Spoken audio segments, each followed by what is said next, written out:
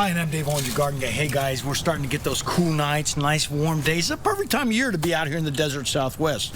But if you want a green lawn, well, you're going to have to go with what we call perennial rye seed. This is the overseeding time.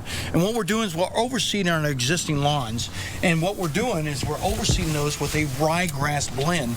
And the reason being is because of the fact we want green grass during the winter time. And you're looking at this, we've already mowed it down, we've got that soil exposed nice and neat, and this soil being exposed like it is allows us to create what we call seed to soil contact.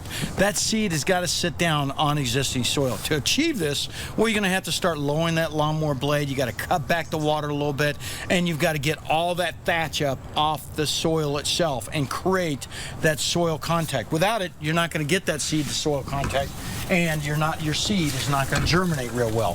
What are we going ahead and overseeding with? We're overseeding with what we call perennial ryegrass blend. This is an excellent blend, and this ryegrass allows us to go ahead and put something down that will allow us to get a nice green lawn like we talked about.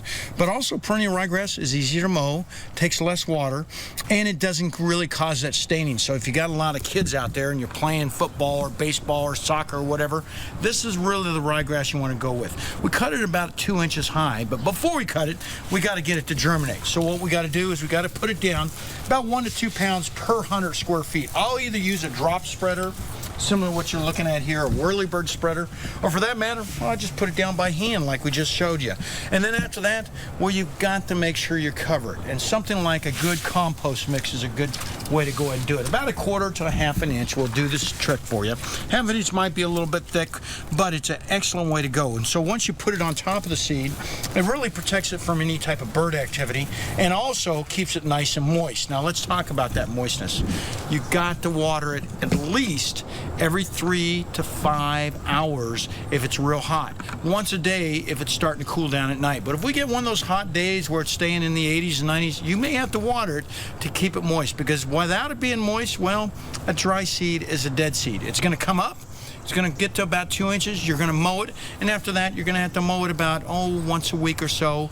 And then a real good fertilizer or a humate type product like you're looking at right here, what we call this black maximizer, which is a humate type product, really go a long ways towards really creating nice, sustainable type, organic type lawns that are real important out here in the desert Southwest. So there you go.